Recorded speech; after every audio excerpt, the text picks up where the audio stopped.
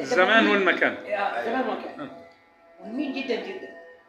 انا لاحظت حاجه، الزمان لما مسكت الزمان في القصه القصيره غير الروايه.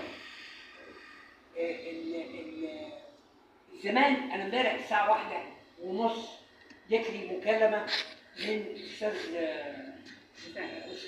حسام العربي، قال لي معايا قصيده ولازم تسمعها دلوقتي وبتاع. قلت له مهم. عمل فيها روعه للزمان، جاب الزمان من ايام بلال بس ناقصه لحد معركه ما حدث في غزه بطريقه حلوه جدا جدا. يبقى انا طيب ماشي، نيجي للروايه.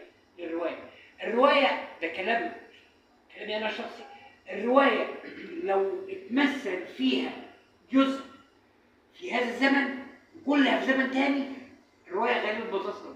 ليه؟ ما حكمش، هديكم امثله. ما حكمش قبضه يده الكاتب او المؤلف على الروايه. في روايه هتقول لي لا دي ناجحه وبتاع، اعتقد اسمها عملت فيلم اسمها رساله الى الوالي. ايوه كانت عادل امام. عادل امام انا شفتها اكتر من مره وعرفت ازاي المؤلف صدر. انت عارفين الفكره بتاعتهم، واخد بالك؟ طيب في حاجه تاني، السرد بيجيب اثنين، في واحد يمتلك كل الادوار بتاعته ولكن بيحسسني بنوع من الرتابه. والنادر جدا